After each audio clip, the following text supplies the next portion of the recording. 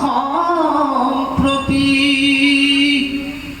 গ্ৰাম্য কথা কথনে লীনহু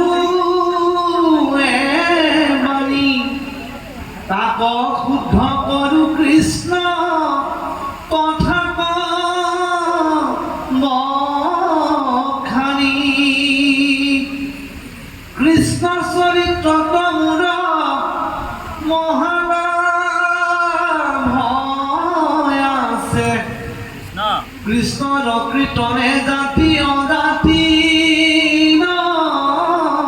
মাছে বৈকুণ্ঠৰ শাস্ত্ৰ ইটো মহাভাগৱত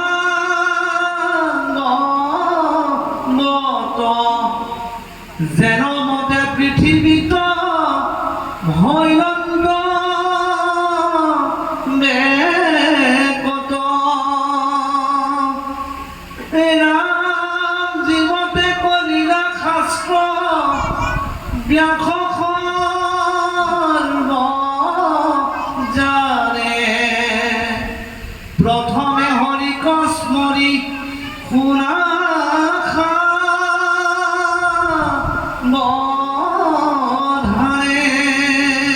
কৃষ্ণ কৃষ্ণ কৃপালু বাবাই সমস্ত সময়ৰ প্ৰতি লক্ষ্য ৰাখি সময় হৈছে পাখি লগা কাঁড়ৰ নিচিনা গৈ আছে গৈ থাকিব আৰু দিনজোৰা যিটো প্ৰখৰ ৰদ মানে প্ৰভু সহ্য কৰাটো বহুত টানেই হৈছে তথাপিও ভকতসকল একান্ত মানে সকলো দুখ কষ্ট পাহৰি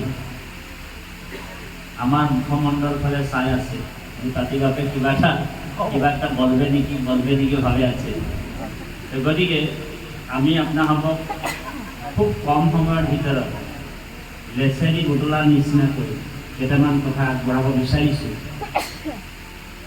কাৰণ ৰজা পৰীক্ষিতে দুই দণ্ডতে গতি পায় মানে ৰজা পৰীক্ষিতক দুই দণ্ডতে গতি দিম বুলি এটা কাহিনী আনিছিল নহয় দুই দণ্ডে পাইলা গতি শতাংশ দিয়ে উপগুৰুৱে কৈছে যে হে ৰজা পৰীক্ষিত যে ভগৱত ভক্তি যোনে কৰে দুই দণ্ডতে সেই গতি লাভ কৰিব পাৰে পৰম ঈশ্বৰক লাভ কৰিব পাৰে তোমাৰ ওচৰততো 7 দিন আছে মানে সময় 7 দিন আছে গতিকে মই তোমাক দুই দণ্ডতে গতি দি দিব পাৰোঁ এইটো কেপাচিটি মোৰ ওচৰত আছে কিন্তু তোমাৰ জীৱন ধন্যৰ কাৰণে মই তোমাক 7 দিন ভাগৱত কথা তুমি শুনিবানে ৰজা পৰীক্ষিতে কৈছে এইটো বহুত উত্তম কাম কিয় নুশুনিম হয় নে বাৰু এইটো ফ্ৰী অফাৰ যেতিয়া পাইছোঁ হয় নে বাৰু আৰু সেইটোও মৰিবৰ সময় মৃত্যুৰ অন্তিম বেদিকাত যদি এনেকুৱা অফাৰ আহি যায় চবেইতো নাপায় এইটো অফাৰ হয় নে বাৰু অন্তিম সময়তে এতিয়া আপুনি মই চাব অন্তিম সময়ত মৰিবৰ সময়ত যেতিয়া এমাহ কৰি থাকে তেতিয়া ঘৰৰ পৰিয়ালবিলাকে দেউতা এটা বস্তু খাই ভাল পাইছিল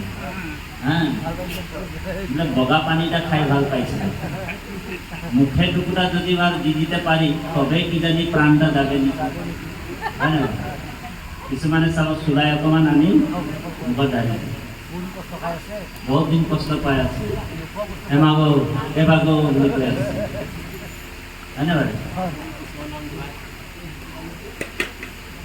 কিছুমানে অকণমান আনি কিনি পাৰ ঝোল অকণমান পাই দিয়ে পাৰ ঝোলটুকু পাই দিয়ে কিজানি শংকৰ ধৰ্ম লৈ কিনি হৰিনাম ধৰ্ম লৈ কিনি বহুত দিন নিৰামিষ খাই আছিলে শংকৰ সংঘত সোমাই কিনি ভাগৱতী সমাজত সোমাই কিনি লাষ্টত যেতিয়া অকণমান খাওঁ কিবা এটা খাওঁকৈ আছে অকণ খুৱাই দিয়াচোন পাৰ ঝোলটোৱে যাব দিম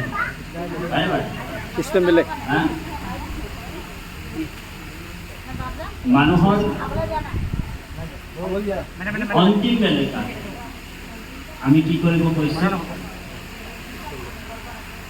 আমাৰ ল'ৰা ছোৱালীবিলাকক যদি সংস্কাৰমুখী কৰাই থওঁ, জ্ঞান দিব কেনেদৰে যদি আমি ল'ৰা ছোৱালীবিলাকক সংস্কাৰ কৰাই থওঁ, ভক্তি ধৰ্মটো শিকাই থওঁ, তেতিয়া ল'ৰাটোৱে ছোৱালীজনীয়ে ক'ব, দেউতা পাৰিলে ভকত দুজনমান মাতি ভাগৱত একাধে পাঠ কৰাই, কীৰ্তন একাধে পাঠ কৰাই দিয়ে, হয়নে বাৰু?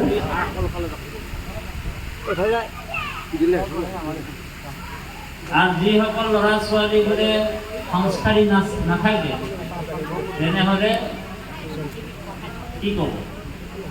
পাৰিলে বোলে ঝোলটোকো খোৱা, বগা পানীটোকো খোৱা, হয় নহয়? আৰু কিবা কিবি আছে,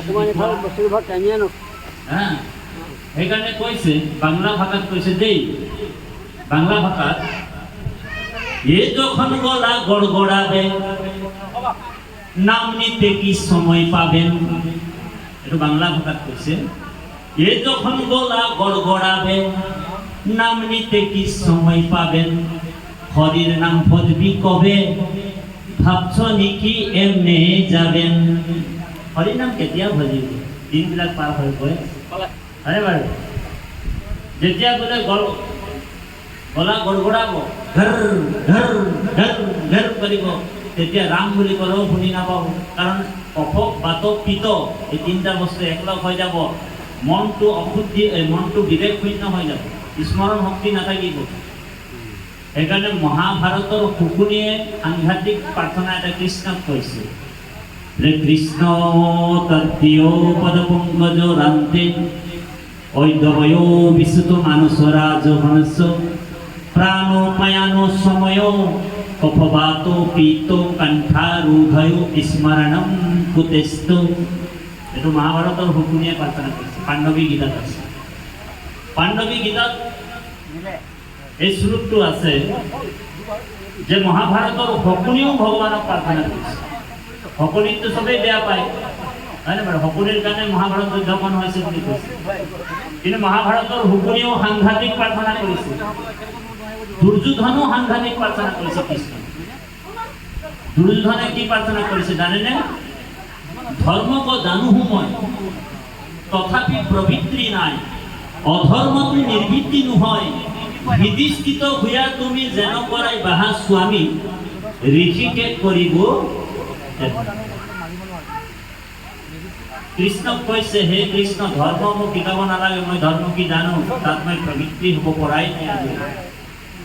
অধৰ্ম কি বোলে সেইটোও মোক শিকাব নালাগে, অধৰ্ম কি মই তাত সেইটোও জানো, তাত মই নিবৃত্তি পাব পৰা নাই।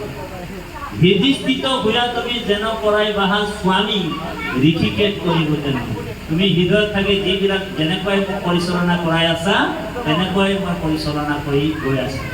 গতিকে সেই প্ৰভু পাৰিলে মোক ক্ষমা কৰিব। মহাভাৰতৰ শুকুনিয়ে কৈছে, সকলোৱে গাব, হে কৃষ্ণ তজু পাদ পদ্ম পদ্মৰ ভিতৰে মোৰ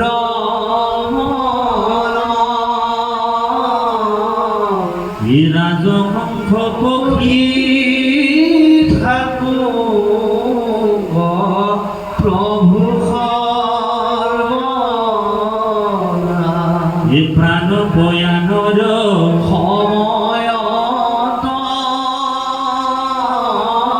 এ কফবাত পিত আদি যত এ কণ্ঠ বিৰোধনে স্মৰণ তোমাৰ কথা, ৰাম কণ্ঠ বিৰোধনে স্মৰণ অংক তোমাৰ। শুকুনিয়ে কৈছে, হে কৃষ্ণ কৃষ্ণ তদ্দেও পদপঙ্কজ ৰান্তে হৈতবেও বিশুদ্ধ মানস ৰাজহংস প্ৰাণোপয়ানো সময় কফবাত পিত কণ্ঠাৰূঢ়য় স্মৰণম কুতেস্ত। হে নাৰায়ণ, হে কমল নয়ন, এই মোৰ মনটো গোটেই গণ্ডগোল কৰি থাকে, মনটোৱে গোটেই গণ্ডগোল কৰি আছে দেই বাৰু। বিন্দু উপনিষদত কৈছে, বোলে মনো এব মনুষ্যানাম কাৰণম বন্ধ মোক্ষয় মনটোতে আমি নিৰ্ণয় ল'ব পৰা নাই মনটোই থাকে নিৰ্ণয়টো আমি মনটোৰে ল'ব পৰা নাই হয়নে বাৰু কি কৰিম কি নকৰিম মনটোৱে গুণে গুণে গ'ল কোনটো পথ ধৰিলে আমাৰ কল্যাণ হ'ব কোনটো মাৰ্গ ধৰিলে আমাৰ এই ভৱ সংসাৰৰ পৰা মুক্ত হ'ব পাৰিম বিন্দু উপনিষদত কৈছে মানুহ এইবোৰ মনুষ্যানাম কাৰণম বন্ধা মোক্ষয় মনটোৱে আমাক বান্ধিবও পাৰে মনটোৱে আমাক কৰিব পাৰে সেইকাৰণে মহাপুৰুষ মাধৱ গুৰুজনাই আমাৰ অনাদি পাতনত কৈছে তৃতীয় স্কন্ধত হে মনে পাপ পুণ্য স্বৰ্গ হে মনে হে নৰক মনে হে কৰিছে ভেদয়া পুন পৰক মনটোকে ভেদাভেদ কৰি আছে ই আমুক জাতি ই তামুক জাতি ই আমুক বংশ উচ্চ বংশ ই নিচ্চ বংশ ভেদাভেদ কৰিছে মনটোৱে হয় নাই মনটোৱে ভেদাভেদ কৰিছে ই কুলা মানুহ ই বগা মানুহ ই ধনী মানুহ ই দুখীয়া মানুহ বোলে মনে পাপ পুণ্য স্বৰ্গ মনে হে নৰক মনে হে কৰিছে ভেদ আপোন পৰক বোলে যতে ইন্দ্ৰিয় গণ মনৰ অধীন মনৰে হে আজ্ঞা পালি থাকে ৰাত্ৰি দিন মনটোৱে আজ্ঞা পালন কৰি আছে মনৰে ইন্দ্ৰিয়বিলাক কাৰ আজ্ঞা পালন কৰি আছে বোলে মনৰ আজ্ঞা পালন কৰি আছে বোলে মনে উপজয় জানা মনে হে মৰণ মনুষ্যৰ মনে বন্ধ মুখ্যৰ কাৰণ চাবি এটাৰ তলাও এটা এফালে ঘূৰাই দিলে বন্ধ হৈ যাব এফালে ঘূৰাই দিলে খোল খাই যাব শকুনিয়ে কৈছে হে কৃষ্ণ এই মোৰ মনটো বোলে ৰাজহাঁহৰ নিচিনা ৰাজসংগ এটা কাম কৰক প্ৰভু এই মোৰ ৰাজহাঁহৰ নিচিনা মনটোক বোলে তোমাৰ পাদপদ্ম পঞ্জৰৰ ভিতৰত পঞ্জৰ মানে পিঞ্জৰাৰ ভিতৰত বন্দী কৰি লওক তো ভগৱান কৃষ্ণই কৈছে কিয় বন্দী কৰিম তোমাৰ বোলে মনটোক মই কি দৰকাৰ পৰিছে হয় নে হে প্ৰভু যেতিয়া তোমাৰ পাদপদ্ম পঞ্জৰৰ ভিতৰত মোৰ মনটো বন্দী হৈ যাব ৰাজহাঁহৰ নিচিনা মনটো কাৰণ অন্তিম সময়ত তোমাৰ হয়তো মই তোমাৰ নাম স্মৰণ কৰিব নোৱাৰিব পাৰোঁ কাৰণ তিনিটা জমদূত আছে ন অন্তিম সময়ত আহি ধৰি ল'ব বোলে কি বোলে কফ বাত এই তিনিটা জমদূত আৰু এই তিনিটা যেতিয়া জমদূত মোক ধৰি ল'ব অন্তিম সময়ত মই তোমাৰ নাম ল'ব নোৱাৰিম হয়নে বাৰু তিনিটা বস্তু একলগ হৈ যাব কফ বাত পিত যদি শৰীৰত একলগ হৈ যায় শৰীৰত অশুদ্ধি হৈ যাব হয়নে বাৰু আৰু বিবেক শূন্য হৈ স্মৰণ শক্তি নাইকিয়া হৈ যাব কোনোবাই যদি আমাক পানীও খুৱাই দিব সেই সময়ত আমি হয়তো পানীটোও খাব নোৱাৰিম আমি চিনিয়ে নাপাওঁ মানুহবিলাকে চিনি নাপাওঁ চকু তকুবিলাক ঢেৰ খাই কিনে এনেকৈ কৰি থাকিব হা এইটো বোলে ডাঙৰ ল'ৰা ক'ত ডাঙৰ ল'ৰা কেনেকৈ ডাঙৰ ল'ৰা কি ডাঙৰ ল'ৰা আছিল হা আপোনালোকে চাব নিজৰ মাতৃ পিতৃৰ এইটো এনেকুৱা অৱস্থা হয় বিয়োগ হৈছে যেতিয়া মাতৃক আপুনি অন্তিম সময়ত যদি পানী খুৱাব বিচাৰে মাকজনীয়ে এনেকৈ কৰিছে পানীৰ বাহিৰত আৰু বেলেগ বস্তু বিচাৰিছে হয়নে বাৰু তাৰমানে এইটো ইণ্ডিকেশ্যন এইটোৱে দিছে যে মোৰ কাৰণে কিবা এটা কৰ কাৰণ আত্মাটো মোৰ বহুত কষ্ট পায় মুক্ত কৰিব লাগিব জীৱনটো হয়নে বাৰু যেতিয়া আত্মাটো শৰীৰটো ত্যাগ কৰে ৭২,০০০ নাৰী থাকিলে যিমানটো দৰদ হয় যিমান কষ্ট হয় একেলগে বোলে ৭২টা যদি হাড় একেলগে যদি ভাঙি যায় যিমানটো বিষ হয় শৰীৰটোৰ পৰা আত্মাটো বাজ হ'লে বোলে ইমান বিষ হয় সেই বিষটো আৰু এবাৰ হয় যেতিয়া গৰ্ভত যেতিয়া সন্তান জন্ম দি আইসকলে জানিব আমাৰ কথা নহয় হেৰি যিমানটো দৰদ একেই দৰদ চেম টু চেম আটাইতকৈ জানিব যেতিয়া শিশু এটা জন্মগ্ৰহণ হয় বা এই ভূমিষ্ঠ কৰাবলৈ যিটো আইসকলে কষ্ট পায় সেই কষ্টটো এনেকুৱা কষ্ট আপোনাৰ পৃথিৱীৰ কষ্ট যিমান ডাঙৰ কষ্ট হওক আপুনি সহ্য কৰিব পাৰিব সেই কষ্টটো কিন্তু সহ্য কৰিব নোৱাৰে কিছুমান সেইকাৰণে প্ৰাণ ত্যাগ হৈ যায় মৰিও যায় হয়নে জন্ম দিব নোৱাৰাৰ কাৰণে মৰিও থাকে হয়নে বাৰু ৭২,০০০ হেৰি হাড় যদি একেলগে ভাঙি যায় যিমানটো বিষ হ'ব নাৰী ফাটি গ'লে যিমানটো বিষ হয় প্ৰাণটো এৰিব নোখোজে আত্মাটো সিমানটো সময়তে সেইকাৰণে এইফালে মানে ল'ৰাটোক ধৰি ৰাখে। আপোনাক যদি সেই সময়ত ধৰি লয় আপুনি মুঠিটো খুলিব নোৱাৰে। মৰা মানুহে যদি আপোনাক পটককৈ ধৰি ল'লে সেই সময়ত আপুনি মুঠিটো খুলিব নোৱাৰে। ইমান কষ্ট, ইমান যন্ত্ৰণা। এই শৰীৰটো মুক্ত কৰিবৰ কাৰণে ৰজা পৰীক্ষিতক 7 দিন ভাগৱত কথা কোনে শুনাইছে? শুকগুৰুৱে। ৰজা পৰীক্ষিত যেতিয়া 7 দিন ভাগৱত শুনিলে, 7 দিন শুনাৰ পিছত ৰজা পৰীক্ষিতে কৈছে কি জানেনে? যিজন ৰজা পৰীক্ষিত একছত্ৰী ৰজা আছিলে, মই মৰি যাম 7 দিনৰ পিছত, মোৰ ল'ৰাটো কি হ'ব, ছোৱালীজনীৰ কি হ'ব, মই একছত্ৰী ৰজা, মোৰ প্ৰজাৰ কি হ'ব, হয়নে বাৰু? সেই ভয়ত তেওঁ ভয়ভীত হৈ আছে। কিন্তু যেতিয়া 7 দিন ভাগৱত শুনি ল'লে, ৰজা পৰীক্ষিতে সেই কালৰূপী যিটো তক্ষ, যি মৃত্যুক ৱেলকাম কৰিছে। এই তক্ষ, তই ক'ত আছ, সোনকালে ৱেলকাম। বোলে তই মোৰ দেহাটোকে মাৰিবি, আত্মাটোক মাৰিব নোৱাৰ, হয়নে বাৰু? গীতাত অৰ্জুনক কৈছে, হে অৰ্জুন, বোলে নৈনম সিদন্তি শস্ত্ৰাণি নৈনম দহতি পাৱকো নো সৈনো কেলেদয়ন্তাপো নো সুসয়তি মাৰুতো নৈনম দহতি পাৱকো নৈনম সিদন্তি শস্ত্ৰাণি। বোলে আত্মাক কোনো কাটিব নোৱাৰে, কোনো অস্ত্ৰ কাটিব নোৱাৰে দেই বাবা। আত্মাক কোনো জ্বলাব নোৱাৰে, আত্মাক কোনো শুকাব নোৱাৰে।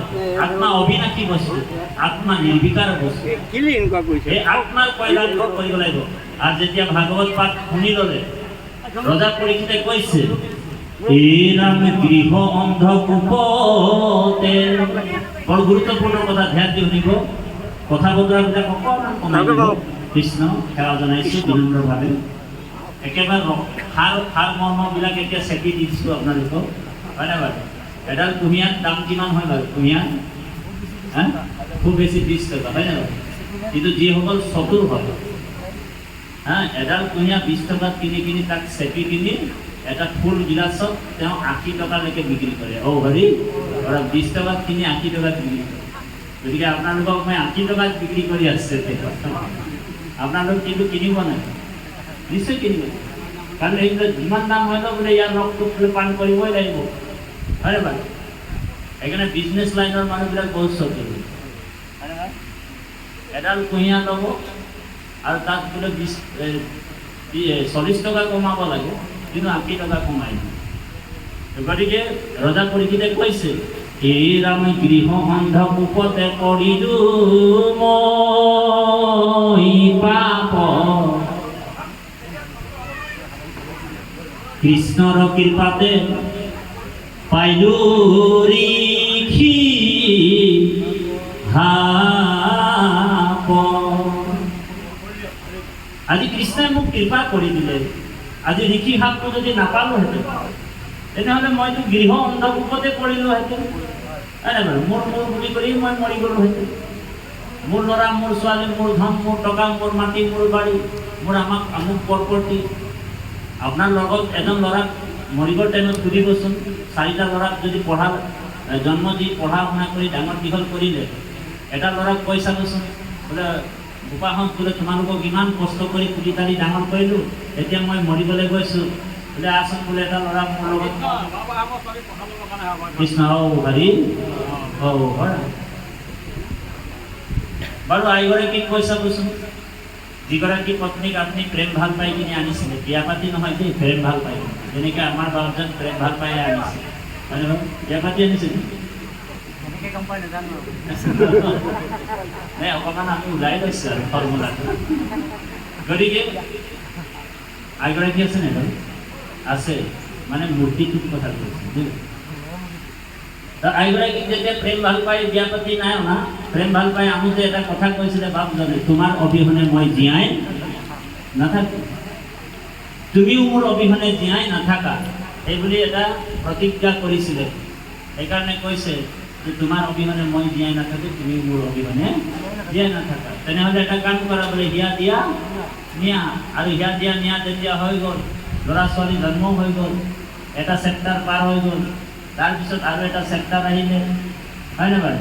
নাতি পুতিৰ চেপ্টাৰটো নাতি পুতিও হৈ গ'ল, এতিয়া ধৰি লওক আমাৰ বাপজন অন্তিম সময়ত বোলে একেবাৰে টান নৰিয়া বেমাৰত পৰি গ'ল আৰু বিচনাত পৰি কিনি আইগৰাকীক মাতিছে, হৌৰি তুমি যে কৈছিলা যে তোমাৰ অবিহনে মই জীয়াই নাথাকো, তুমি যে প্ৰমিছ কৰিছিলা, হয় নহয়? এই প্ৰমিছটো তুমি এতিয়া মোৰ পূৰা কৰিব লাগে। এনেই ক'লেতো নহ'ব, বাধা কৰিলে নহ'ব না, বাধা নিভানা পড়েগা। হিন্দীত এটা গান আছে না, বোলে বাধা না কর বাধা নিভানা পড়েগা। বোলে বাধা এনেই কৰিলে নহ'ব, বাধা নিভানা পড়েগা। তুমি যে কৈছিলা তোমাৰ অবিহনে মই জীয়াই নাথাকো, এতিয়াতো মই মৰিবলৈ গৈ আছো, তাৰ নদীয়াত পৰি আছো, মই মৰিম, মোৰ লগত তুমি প্লিজ আহাচোন, বোলে তুমি মোৰ লগত মৰিব লাগিব। তেতিয়া আইগৰাকী কি ক'ব জানেন? আমাৰ বাগানীয়া ভাষাত এটা গালি আছে, সেই গালিটো দিব। আইগৰাকী ক'ব বোলে বেধুৱা তুই মৰছি যদি মৰ, মুই তোৰ লগে মৰবাৰ নাই খেল। কি বুলি ক'ব? বোলে বেধুৱা তুই মৰছি যদি মৰ, মুই তোৰ লগে মৰবাৰ নাই খেল। বোলে মুই যদি তোৰ লগে মৰে যাব, তেনেহ'লে নাতি পুতিগিলাকে কে খেলাবে? কোনে খেলাব? সেইকাৰণে কোনো কাৰণ নহয়, নিজৰ শৰীৰটো নিজৰ নহয় যে বাৰু। এইটো আত্মকল্যাণৰ কাৰণে কথাটো কৈ আছো। ৰজা পৰীক্ষিতে কৈছে যে গৃহ অন্ধকূপতে পৰিলো মই পাপ, কৃষ্ণৰ কৃপাতে পাইলো ঋষি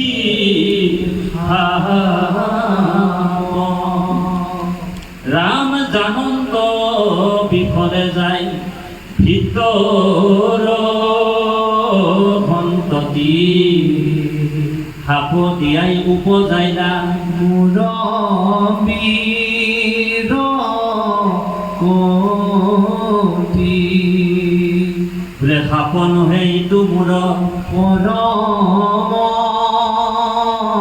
প্ৰসাদ, গৃহ শৰীৰক মূৰ কৰিলা সান। ৰজা পৰীক্ষিতে কৈছে যে যিটো মোৰ বুলি ভাবি আছিল, গৃহ অন্ধকূপতে পৰিলো মই পাপ, কৃষ্ণৰ কৃপাতে পাইলো ঋষি সাপ। আজি ঋষি সাপটো মই ভালৰ কাৰণে পাইছিলো দেখোন। আৰে প্ৰথমেতো মই ভয় খাই আছিলো, এনেই ভয় খাই আছো, মোৰ মাটি বাৰী কি হ'ব, ল'ৰা ছোৱালী কি হ'ব। আজি মোক কৃষ্ণই ইমান ধুনীয়া কৃপা কৰি দিছে যে ভাগৱত ভক্তি মই লাভ কৰিম। বোলে জন্মৰ টাইমটোতো মোৰ বোলে জীৱন ধন্য, আৰু মৰিবৰ টাইমতো জীৱন ধন্য। এই দুটা দিন জীৱনৰ আচল দুটা দিনহে আমাৰ দেই বা, সকলোৰে জীৱন দুটা দিন। এই যে মানুহে কয় যে আগত নহয় নাই, জীৱন মাত্ৰ দুদিনীয়া যে কয় যে, এনেই নকয়। এই দুটা দিন আমি ঠিক কৰি ল'ব লাগিব। বাৰু জন্মৰ দিনটোতো আমাৰ জ্ঞাত নহয়, আমি কেনেকৈ কি কোনটো ৰূপত জন্ম হওঁ সেইটো জ্ঞাত নহয়, কিন্তু মৃত্যুৰ দিনটো অকণমান আমি জানো যে মই মৰিবলৈ গৈ আছে। সেইকাৰণে আমাৰ আজিৰ দিনটো আমি ঠিক কৰি ল'ব লাগিব দেই বা। জন্মৰ দিনটো যদি আমাৰ হাতত নাই, কিন্তু মৃত্যুৰ দিনটো গম পাইছো যে আমি অলপ দিনৰ পিছত আৰু হৰি ঔৰাম হৈ যাম।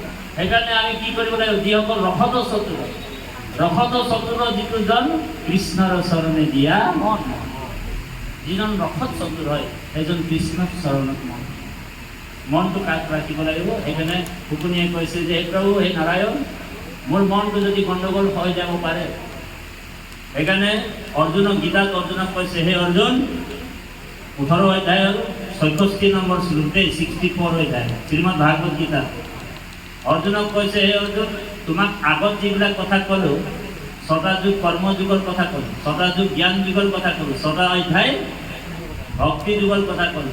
এতিয়া যিটো কম বোলে এইটো বোলে একেবাৰে গোপনীয়তকৈ গোপনীয়, প্ৰাইভেটৰো প্ৰাইভেট, গোপনীয়তকৈ গোপনীয় কথাটো এতিয়াহে কম। তো অৰ্জুনে কৈছে, প্ৰভু ইমান ডাঙৰ লেকচাৰ কেলে মাৰিলে? তেনে যদি গোপনীয় কথাটো ক'বলৈ আছিলে আগতীয়াকৈ কৈ দিব লাগিছিল, 1.5 ঘণ্টাৰ লেকচাৰ কেলে মাৰিলে? তো ভগৱান কৃষ্ণই কৈছে, অৰ্জুনে আগত যিবিলাক কথা ক'লো সেইবিলাক গোপনীয় আছিল, বুজিছেনে? বোলে এতিয়া যিটো কথা ক'ম বোলে একেবাৰে গোপনীয়তকৈ গোপনীয়, প্ৰাইভেটৰো প্ৰাইভেট কথাটো তোমাক এতিয়াহে ক'ম দেই বা। তো অৰ্জুনে ঠিক ঠাক হৈ দাদা, এতিয়াহে ভগৱানে আচল কথাটো ক'ব। ভগৱান কৈছে বোলে সৰ্বগৃহোত্তমম ভূয়ং শ্ৰীনো মে পৰম বচ্চ ইষ্টু শশী দৃঢ়মিত্তি বৈখামি তে শীতম। তোমাৰ হিতৰ কাৰণে মই একেবাৰে গোপনীয় কথাটো কম শুনা। ভগৱান কৃষ্ণই কৈছে 65 নম্বৰ শ্লোকত, হে অৰ্জুন, বোলে মন মানা ভৱ মদ ভক্তু মদ জাজি মাম নমস্কুৰু মামে বসৈসি সৈতন্তে প্ৰতি জানে প্ৰিয় সসীমে। হে অৰ্জুন, মহাপুৰুষ মাধৱদেৱে ঘোষাত অনুবাদ কৰি আমাক জগতৰ হিতৰ কাৰণে বিলাই দিছে। হে বাবু, এই শ্লোকটোকে কৈছে, হে মুত মাত্ৰ সদা দিয়া মন মোৰ ভক্ত হোৱা সৰ্বক্ষণ, হে মুকে মাত্ৰ পূজা কৰা সেৱা নমস্কাৰ, হে তোমাক কহিলো সত্যবাণী পাইবা তুমি মোক মহামানী, হে তুমি প্ৰিয়তম সুহৃদ সহায় আমাৰ, ৰাম তুমি প্ৰিয়তম সুহৃদ সহায় আমাৰ। গুৰু শিষ্যৰ পৰম্পৰাই গুৰুসকলে আমাক সৎ জ্ঞান দি আছে। শাস্ত্ৰ গুৰু হবে শিষ্যক শুদ্ধ উপদেশ দিব, শিষ্য হবে শুদ্ধভাৱে নাচৰিব, তাৰা হবে কি কৰিব। আমাক গুৰুসকলে শুদ্ধ উপদেশবিলাক দি আছে। যদি শুদ্ধভাৱে আমি ল'ব নোৱাৰোঁ, পাত্ৰবিলাক আমাৰ গণ্ডগোল, হয় নহয়? পাত্ৰবিলাক গণ্ডগোল পাত্ৰত যদি আমি ভাল বস্তুক লৈ লওঁ, তেনেহ'লে পাত্ৰত সৈতে তেনেকৈ আমি খাব নোৱাৰিম। দেই ভগৱানে কৃষ্ণই কৈছে অৰ্জুনক, এই মুত মাত্ৰ সদা দিয়া মন। সদা মানে এনি টাইম, অলৱেজ। মনটো তোমাৰ বেলেগ ইফালে যাব নালাগিব, কোনো দেৱ দেৱীৰ ওচৰত এটেচমেণ্ট হ'ব নালাগিব, কোনো পদাৰ্থৰ ওপৰত এটেচমেণ্ট হ'ব নালাগিব। কাৰ ওচৰত থাকিব লাগিব? একমাত্ৰ মনটো। বাকী তনটো, তন মানে শৰীৰটো বেলেগক দি দিয়া পাৰিলে, হা, শৰীৰটো সংসাৰক দি দিয়া, কিন্তু মনটো মোক দিয়া, হয়নে বাৰু? মুত মাত্ৰ সদা দিয়া মন মোৰ ভক্ত হোৱা সৰ্বক্ষণ। সৰ্বক্ষণ মানুহ এনি টাইম, অলৱেজ, হয়নে বাৰু? সন্দিকা বাৰু, মুত মাত্ৰ সদা দিয়া মন মোৰ ভক্ত হোৱা সৰ্বক্ষণ। কাৰ ভকত হ'বলৈ কৈছে আমাক? হা, একমাত্ৰ ভগৱান ভকত হ'ব কৈছে, হয়নে? বোলে দুৰ্গাৰ ভকত হ'বলৈ কৈছে নেকি আমাক অৰ্জুনে? বোলে কালীৰ ভকত হ'বলৈ কৈছে নেকি? হা, গাড়ীখন আছে যে বিশ্বকৰ্মাৰ ভকত হ'বলৈ কৈছে নেকি? হা, অকাম সৰ্বকাম মুখ্য কাম উদাৰধি ত্ৰিবেণা ভক্তি যুগেনো যজয়ো তে পুৰুষম পৰম। কাৰোবাৰ যদি কামনা আছে, কাৰোবাৰ কামনাও থাকিব পাৰে, গাড়ী ঘোঁৰা মটৰ চাইকেল ধন সম্পত্তি 2 মহল বিল্ডিং থাকিব পাৰে, কামনা। তো কামনা থাকিলেও অন্য দেৱ দেৱীক পূজা কৰিবলৈ মানা কৰিছে, কাৰণ কামনা পূৰ্বত যদি কৃষ্ণক ভজয় তথাপিতো কামনা কৃষ্ণ পৰন্ত অন্যৰ ওচৰত যাব নালাগে, কাৰণ ভগৱান চব দিব পাৰিব, কাৰণ সকলো জীৱৰ পৰ সামৰ্থ্য, সকলোতে সমৰ্থবান হয় ঈশ্বৰ, সকলো বস্তু, কাৰণ সেইজন ভগতৰ ঈশ্বৰ। আৰু ভকতৰ হৃদয়ত কি হৈছে, হা, ভকতক কি লাগিব তেওঁ সকলোৱে জানে। ভগৱন্ত নজনা একো নাই নহয় বাৰু। ভগৱন্ত সকলোৱে জানে, আমাৰ হৃদয়ৰ কথা সকলোৱে জানে। তাৰপিছত অৰ্জুনক কৈছে, হে অৰ্জুন, মোৰ ভক্ত হোৱা সৰ্বক্ষণ, মুখে মাত্ৰ পূজা, মুখে কৰা নমস্কাৰ। তোমাক কহিলো সত্যবাণী। সত্য মানে কোনে প্ৰমিছ কৰিছে? এইটো ভগৱানে অংগীকাৰ কৰি কৈছে, সত্য খাই। তোমাক কহিলো সত্যবাণী পাইবা তুমি মুখ মহামানী, তুমি প্ৰিয়তম সুহিত সখা। তাৰপিছত অৰ্জুনক কৈছে, এতিয়া এটা কাম কৰ, বোলে সম্পূৰ্ণৰূপে চাইলেণ্ডাৰ হ'ব লাগিব, আশ্ৰয় ল'ব। বোলে সৰ্বধৰ্মানো পৰিত্যাজ্য মামেকম শৰণং ব্ৰজ অহং তং সৰ্বপাপৈভ্যো মোক্ষায়াস্মি মম শুচ। সৰ্বধৰ্মানো পৰিত্যাজ্য মাম একম, কেৱল মোক প্ৰেম কৰা। প্ৰেম কাক কৰিবলৈ কৈছে? নাতিটোক কৰিব কোৱা নাই, আইগৰাকীক প্ৰেম কৰিবলৈ কোৱা নাই, একমাত্ৰ কৃষ্ণক প্ৰেম কৰিবলৈ কৈছে। ধ্যান দিব দেৱ, একমাত্ৰ কৃষ্ণক প্ৰেম কৰিবলৈ কৈছে। মোৰ বাহিৰে যদি তোমাৰ এটেচমেণ্টটো যদি আইগৰাকীৰ প্ৰতি বেছি হৈ গ'ল, তেতিয়াও তুমি বন্ধনত পৰি যাবা। তুমি যদি আইগৰাকীৰ মোহত পৰি গ'লা, মমতাত পৰি গ'লা, কোনোবাই ছাগলীটোৰ প্ৰতি কিছুমান, এই যে হৰিণ পহুৰাৰ কথাটো কৈছে যে জড়ভৰত, হৰিণৰ পহুৰৰ ওপৰত আসক্তি হৈ গ'ল জড়ভৰতৰ, হয়নে বাৰু? আজিকালি মানুহবিলাকে কুকুৰ পুহিছে আৰু কুকুৰৰ প্ৰতি আসক্তি হৈ গ'ল। ঘৰত কুকুৰটো খালে নে নাই, আমুক কৰিলে নাই, কুকুৰটো কোলাত লৈ লয়, হয়নে বাৰু? আৰু এইবিলাকে আমাৰ কথা। আৰু আমাৰ আগৰ ল'ৰা ছোৱালীবিলাকৰ নামবিলাক শুদ্ধকৈ দিয়ে বা ঈশ্বৰৰ নামৰ লগত হেৰি দিয়ে, কিন্তু